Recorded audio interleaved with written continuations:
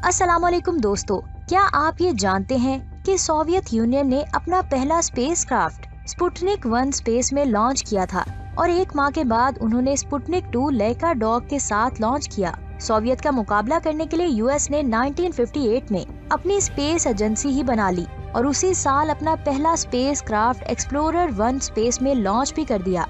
अब यहाँ पर एक सवाल आता है, आखिर 1957 में ऐसा क्या हुआ था जिसकी वजह से ये दोनों सुपर पावर कंट्री स्पेस की रेस में एक दूसरे से आगे जाने की कोशिश में लग गए और इस स्पेस रेस की वजह से हमें क्या फायदा मिला, ये सब आप जानेंगे आज की इस वीडियो में। वीडियो शुरू करने से पहले आपसे गुजारिश है कि अगर अभी तक आपने हमारे चैनल को सब्सक्राइब नहीं किया तो जल्दी से सब्सक्राइब करके बेल आइकन को प्रेस कर दें ताकि हमारी तमाम वीडियोस के नोटिफिकेशन आपको मिल सकें। जैसे कि मैंने आपको बताया कि ये स्पेस रेस उस वक्त स्टार्ट हुई जब सोवियत ने 1957 में दुनिया का सबसे आर्टिफिशियल सैटेलाइट स्पुतनिक 1 लॉन्च किया था। आइए अब ये जानते हैं कि स्पुतनिक 1 के लॉन्चिंग के बाद यूएस का क्या रद्द अमल था। उस वक्त यूएस को लगा कि रशिया क्या कर सकता है एक स्पेसक्राफ्ट को लॉन्च करके, लेकिन वो हैरान तो उस वक्त हुए जब 1 माह के बाद फिर से रशिया ने अपना दूसरा सैटेलाइट स्पुतनिक 2 लेका के साथ लॉन्च किया। ये सब देखने के बाद अमेरिका के लोगों में एक डर पैदा हो गया कि अगर सोवियत यूएस से टेक्नोलॉजी में एडवांस हो गया तो फिर हमें उससे खतरा हो सकता है। इसी खतरे को मद्देनजर रखते हुए 1958 में अमेरिका ने एक primary aerospace research and development agency की बुनियाद रखी। इस एजेंसी का मकसद सिर्फ स्पेस एक्सप्लोरेशन पर नजर रखना था। यहाँ पर मैं आपको बता दूं, वो एजेंसी नासा थी। अब इन दोनों कंट्रीज में आगे बढ़ने की रेस स्टार्ट हो चुकी थी जिसके बहुत ज्यादा नेगेटिव और पॉजिटिव आउटकम सामने आए। तो हम पॉजिटिव से ही स्टार्ट करते हैं। Number 1, advancement of technology in daily life. आप ये जानकर बहुत ज्यादा हैरान होंगे, हमारी रोजमर्रा की जिंदगी में यूज होने वाले बहुत सारे कंज्यूमर प्रोडक्ट्स जैसे कि headphone, LED lighting, memory foams, sunglasses, ये सब स्पेस में ही मिलने वाली चीजें हैं। यहाँ तक कि स्पेस टेक्नोलॉजी ने मेडिकल इक्विपमेंट्स में भी चेंजेस लाने में हेल्प की है, जैसे कि इंफ्रारेड थर्मामीटर्स। ये थर्मामीटर्स नासा के इंफ्रारेड एस्ट्रोनॉमी टेक्नोलॉजी की वजह से डेवलप किए गए थे। ये थर्मामीटर बिल्कुल उसी तरह एयर ड्रम से एमिट होने वाली एनर्जी को मेजर करते हैं जिस तरह स्टार्स और प्लैनेट्स का टेम्परेचर मेजर किया जाता है। बस इतना ही नहीं, आज एडवांस रोबोट की वजह से आर्टिफिशियल लेग्स और भी बहुत कुछ डिसेबल ह्यूमंस को लगाया जाता है और स्पेस एक्सप्लोरेशन में डिजिटल इमेज प्रोसेस के लिए यूज किए जाने वाले जेट प्रवर्जन लेबोरेटरी टेक्निक में एडाप्टेशन लाकर आज के मॉडर्न सीडी स्कैनर और रेडियोग्राफ्स बनाए गए हैं। यहाँ पर एक सवाल आता है, क्या स्पेस टेक्नोलॉजी में सिर्फ इन छोटी मोटी चीजों को ही चेंज किया गया है? इसका जवाब है नंबर 2 में। Number 2, space technology use for safety. क्या आपको कभी बारिश में एयरप्लेन्स के उड़ते वक्त ये डर लगा है कि कहीं प्लेन रनवे से फिसल ही न जाए? यहाँ पर मैं आपको बता दूं, आपको डरने की बिल्कुल भी जरूरत नहीं है क्योंकि उसमें एंटी आई सिस्टम और सेफ्टी ग्रूविंग सिस्टम मौजूद होते हैं और एयरप्लेन को कोल्ड वेदर में सेफली फ्लाई करने और जली रनवे पर इसके एक्सीडेंट को रिड्यूस करता है। क्या आप पहले ये जानते थे कि ये दोनों सिस्टम सबसे पहले स्पेस क्राफ्ट के लिए यूज किए गए थे? लेकिन स्पेस टेक्नोलॉजी की सबसे spin off technology food safety है। यहाँ पर मैं आपको बता दूं, स्पेस में फूड खाना इतना आसान नहीं होता जितना जमीन पर होता है। स्पेस में एस्ट्रोनॉट्स को वेटलेसनेस कंडीशन में खाना निगलना पड़ता है और इसी कंडीशन में उन्हें अपना फूड भी स्टोर करके रखना पड़ता है। एस्ट्रोनॉट्स के फूड में बैक्टीरिया पैदा ना हो इसलिए नासा ने hazard analysis and critical control point के कंसेप्ट को बनाया था, जिसे आज US food and drug administration HCCP guidelines को सी फूड, जूस और डेयरी प्रोडक्ट्स की हैंडलिंग में यूज करते हैं। Number 3, space of global security. 1957 से लेकर आज तक स्पेस एजेंसीज ने बहुत सारी सैटेलाइट्स को स्पेस में भेजा है। इनमें से 62% सैटेलाइट्स कम्युनिकेशंस और अर्थ के ऑब्जर्वेशन के लिए यूज होती हैं, जो एग्रीकल्चर में एक बहुत बड़ा रोल प्ले करते हैं। यहाँ पर एक सवाल आता है, एक सैटेलाइट पे इतना सब कुछ कैसे डिपेंड कर सकता है? तो मैं आपको बता दूं, इस पर जियो स्ट्रेटेजिस्ट नेफल रोधन का कहना है कि आज स्पेस हमारी ग्लोबल सोसाइटी के लिए इंडिस्पेंसिबल एसेट है क्योंकि सैटेलाइट अर्थ के एनवायरनमेंट में होने वाले चेंजेस को एनालाइज और प्रिडिक्ट कर सकता है। यहाँ तक कि weather changes, ocean current pressure, extreme climate changes और नेचुरल डिजास्टर जैसे कि ग्लोबल वार्मिंग, तूफान वगैरह, इन सब नेचुरल क्लाइमेट्स को सैटेलाइट प्रिडिक्ट कर सकता है, जो दुनिया की सिक्योरिटी के लिए बहुत ही जरूरी है। आइए अब बात करते हैं नेगेटिव इम्पैक्ट्स की। Number 1, undeniable use of money.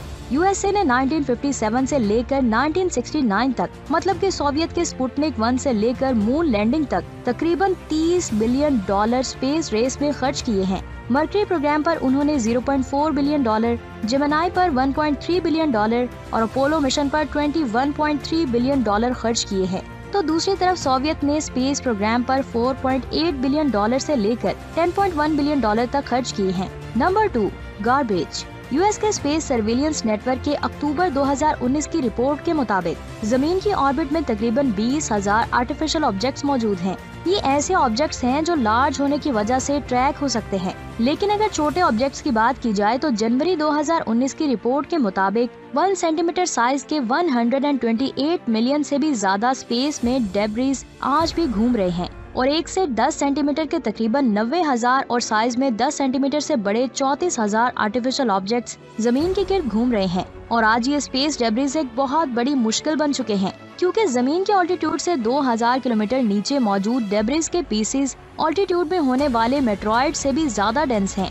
यहाँ पर एक सवाल आता है, अगर कल बड़ा डेब्रिस अर्थ के एनवायरनमेंट में एंटर हो गया तो फिर क्या होगा? तो मैं आपको बता दूं, अगर कोई डेब्रिस जमीन के एनवायरनमेंट में दाखिल हुआ तो फिर बहुत ज्यादा तबाही मचेगी। Number 3, space technology to create space weapons. 2007 में चाइना ने अपनी कैपेबिलिटी दिखाने के लिए एंटी मिसाइल सैटेलाइट से एक वेदर सैटेलाइट को लॉन्च किया था। यहाँ पर एक सवाल आता है, ये सब स्पेस रेस से कैसे जुड़ा है? तो मैं आपको बता दूं, स्पेस रेस में सिर्फ यूएस और यूएसएसआर ही नहीं, बल्कि चाइना के स्पेस प्रोग्राम भी बहुत ज्यादा कम्पिटिटिव था। 1970 में चाइना ने यूएसएसआर से 13 साल बाद अपना पहला सैटेलाइट लॉन्च किया था, लेकिन आज चाइना यूएसए के बाद दुनिया का सबसे बड़ा स्पेस टेक्नोलॉजी मुल्क बन चुका है। लेकिन चाइना की ये प्रोग्रेस एक ग्लोबल थ्रेट पैदा करती है, क्योंकि चाइना का स्पेस प्रोग्राम मिलिट्राइजेशन की तरफ ओरिएंटेड है। फॉर एग्जाम्पल, 2013 में चाइना ने अपना एंटी मिसाइल सैटेलाइट लॉन्च किया था, जिसे वो साइंटिफिक टेस्ट रिसर्च कह रहे थे, लेकिन एक्सपर्ट्स का कहना था कि वो high altitude direct ascent test था, जिसमें चाइना अपने मिसाइल को जियो सिंक्रोनस ऑर्बिट के ऊपर पहुंचाना चाहता था। यहाँ पर एक सवाल आता है, आखिर ये तमाम कंट्रीज के लिए थ्रेट क्यों है? तो मैं आपको बता दूं, क्योंकि इसी ऑर्बिट में बाकी कंट्रीज के सैटेलाइट्स भी मौजूद हैं, जो मिसाइल वार्निंग और मिलिट्री कम्युनिकेशन के लिए यूज किए जाते हैं। यहाँ पर फिर एक सवाल आता है, क्या सिर्फ चाइना ने ही इस स्पेस रेस का गलत फायदा उठाया है? इसका जवाब है जी नहीं। US-280, जिसका कोड नेम जुमा है, ये सैटेलाइट 8 जनवरी 2018 को SpaceX ने लॉन्च किया था। यहाँ पर हैरान होने वाली बात तो ये है कि जुमा प्रोजेक्ट को संभालने वाली एजेंसी का नाम और उसका पर्पस अभी तक डिस्क्लोज नहीं किया गया। इस पर लोगों का कहना है कि ये यूएस का कोई सीक्रेट मिशन है। Number 4, satellites being used as spy satellites. 1957 में जब सोवियत यूनियन स्पेस में अपने पहले सैटेलाइट यानी कि स्पुतनिक 1 की लॉन्च की तैयारी में था, तब यूएस अपने रिकॉनेसेंस सैटेलाइट पर काम कर रहा था। इस सैटेलाइट प्रोजेक्ट को प्रेसिडेंट एसनहावर की अथॉरिटी में सेंट्रल इंटेलिजेंस एजेंसी CIA और यूएस के एयर फोर्स ने मैनेज किया था, जिसका नाम कोरोना था। लेकिन दुनिया से उसके असल रूप को छुपाने के लिए उसने उसका नाम डिस्कवरर बताया था। कोरोना ने 1960 से लेकर 1972 तक तकरीबन 100 से भी ज्यादा मिशंस को कंप्लीट किया था, जिसमें उसने सोवियत के 8 लाख से भी ज्यादा फोटोग्राफ्स को कैप्चर करके यूएस को भेजे थे।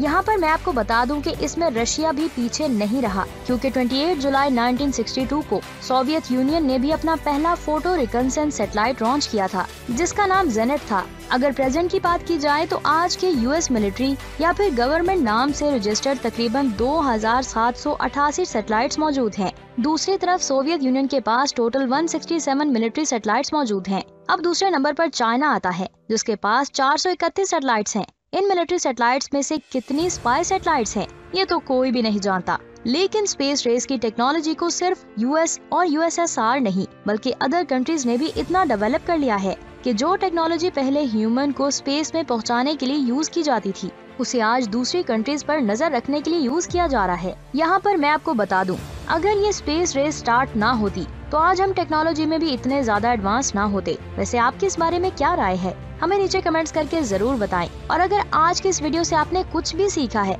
तो हमें नीचे कमेंट्स करके जरूर बताएं। अपना बहुत सारा ख्याल रखें। अल्लाह हाफिज।